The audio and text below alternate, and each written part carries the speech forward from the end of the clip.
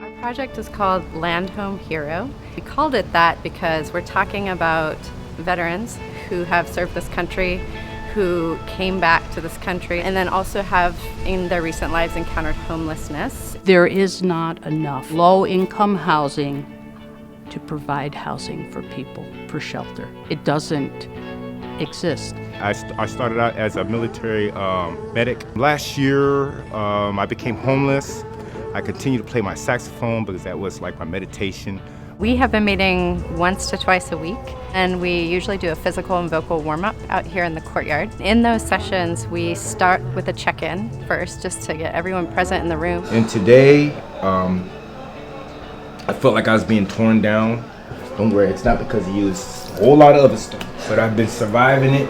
Like I said, I have my support group, and it's not a six-pack of beer. It's actually a group of people. I'm just glad to be back and with people that care. My meditation is here amongst my friends, and it does really help, like I told you before. Now we're working through our script. It's a collaborative process. All the writing comes from the participants, and then I, suggested a structure, and we've been changing it and editing it each time. This is our last rehearsal actually here before we move to the church next week, and then share our performance ritual on Wednesday.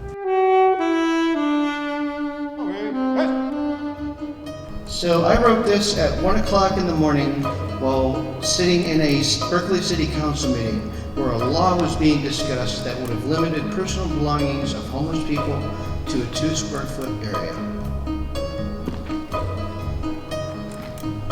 2 square feet, everyone. Don't give that homeless man any money. He'll only spend it on booze. What about that homeless man buying that booze? Did he not pay an alcohol tax? What about the fine he had to pay when he got caught drinking it? What about the maxi pads that homeless woman needed? Is that exempt from taxes?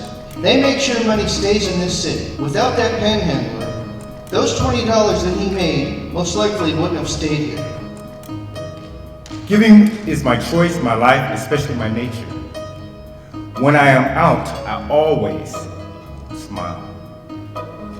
When I view God's gracious gifts around me, I look for goodness in everyone, everything, and everybody. I cannot stop thinking about how much more I can share and give. I think it's really important to focus on this community because these are folks who have put their lives on the line to serve this country, have sometimes received benefits, sometimes not in return, and have encountered the most challenging situation of not having a home in their own country after serving. The veterans are not what others label them.